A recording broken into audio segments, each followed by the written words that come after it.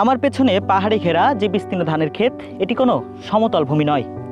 এটি চট্টগ্রামের বিখ্যাত গোমাই বিল, যে বিলের বিস্তৃতি আছে প্রায় ৩,২০০ হেক্টর। এবং এই বিল থেকে প্রতি বছর যে পরিমাণ খাদ্যশস্য উৎপাদন হয়, সেই খাদ্যশস্য পুরো বাংলাদেশের প্রায় ২.৫ দিনের খাদ্য চাহিদা মেটাতে সক্ষম। সকালের সোনালি রোদে সোনারাঙা ধানের শীষে দোল খাচ্ছে কৃষকের স্বপ্ন, যে ধানে ভরবে গোলা, আনবে সমৃদ্ধি। ৭১-এর মুক্তিযুদ্ধের স্মৃতি বিজড়িত গোমাই বিল এখন সমৃদ্ধির হাতছানি দেওয়া শস্য ভাণ্ডার। পাকিস্তান আমলে ধান চাষ শুরু হলেও স্বাধীনতা পরবর্তী সরকারগুলো এখানে আধুনিক সেচের ব্যবস্থা করে। ১৯৪৫ সালে স্থানীয় আব্দুল বারী তালুকদার এই বিলের সংস্কার করে চাষাবাদ শুরু করেন। তার হাত দিয়েই প্রচুর মাছ সমৃদ্ধ গোমাই ঝিল পরিণত হয় বিলে।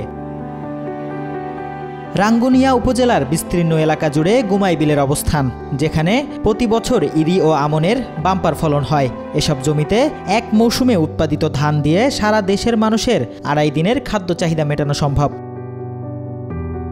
তবে অপরিকল্পিত নগরায়ন আর দখলদারদের থাবায় দেশের ২.৫ দিনের খাদ্য উৎপাদনকারী গোমাই বিলে গড়ে উঠেছে নানান স্থাপনা। ফলে দিন দিন ছোট হয়ে আসছে শস্য ভাণ্ডার, জানিয়ে চিন্তিত কৃষকরাও। মধ্যম তারা ৬০-৭০ করে দেরি ২.৫ দিনের খাদ্য ঠিক আছে বাংলাদেশের, তারপর খাদ্য ৭০ বেশি বাড়ার ওষুধ দিলে ১০০ দিয়ে আর বাড়া হাঁটতে না নটা টাঙ্কি লইলে দূর দিই ইনি হচ্ছে বিনে হচ্ছে ১,০০০ টাকা ১,০০০ টাকা ওষুধ। তারা বাচ্চিং কেম করে ওই মেয়াদারা পার ডিসকেমালা পার আর না পায়। নেতা আছে, নেতা হলো যারা যার নাম দেয় তারা পাই দেরি।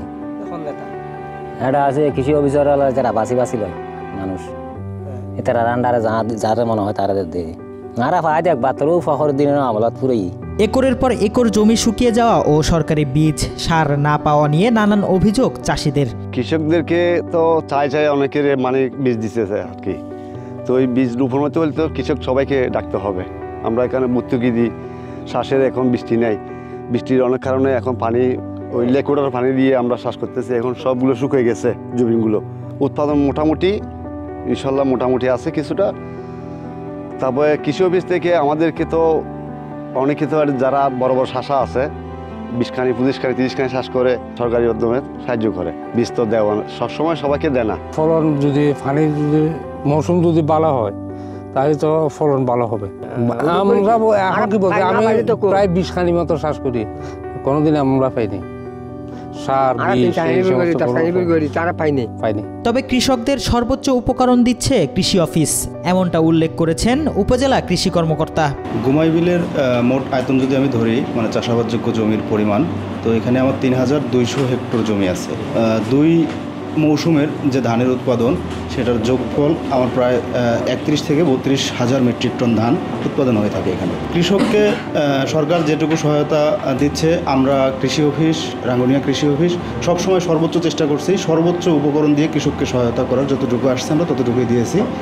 পাশাপাশি আমাদের মাঠ পর্যায়ে যারা উপসহকারী কৃষি অফিসাররা আছেন, তারা কৃষকদেরকে সবসময় পরামর্শ দিয়ে আসতেছেন যেন ফলন তারা সর্বোচ্চ ফলনটা ঘরে নিতে পারে এবং সবচেয়ে কম টাকা খরচ করে সর্বোচ্চ ফলন যেন ঘরে নিতে পারে, এই বিষয়ে আমরা বদ্ধপরিকর। গোমাই বিলের সমস্যা ও সম্ভাবনা নিয়ে উপজেলা নির্বাহী কর্মকর্তা মাহমুদুল হাসান জানান, যে কোনো প্রকার অবৈধ অনুপ্রবেশ এবং দখল মোকাবেলায় তারা কাজ করে যাচ্ছেন। চট্টগ্রামের রাঙ্গুনিয়া উপজেলাতে যে গোমাই বিল রয়েছে, এটি বাংলাদেশের একটি শস্য ভাণ্ডার হিসেবে ব্যাপকভাবে প্রচলিত এবং এখানে যে শস্য উৎপাদিত হয় সারা বাংলাদেশের ২ দিনের খাদ্যশস্যের যোগান দেয়। সরকারের একটি নির্দেশনা রয়েছে যে আবাদি জমি নষ্ট করা যাবে না এবং এটিকে একটি আবাদি জমি থেকে যেন সর্বোচ্চ ফলন নিশ্চিত করা যায়। গোমাই বিলে যে কোনো ধরনের অবৈধ অনুপ্রবেশ বা দখলকে আমরা শক্ত হাতে প্রতিহত করব এবং এই বিষয়ে প্রশাসন সর্বোচ্চ সতর্ক দৃষ্টি রাখবে, এই বিষয়ে আমরা আশ্বস্ত করতে পারি। দেশের বৃহত্তম চলন বিলের পরে অন্যতম বৃহত্তম এই চট্টগ্রামের গোমাই বিল। যদিও এই বিলের বিস্তৃতি প্রায় ৩,২০০ হেক্টর, কিন্তু আবাদি জমি আছে ২,৪০০ হেক্টর।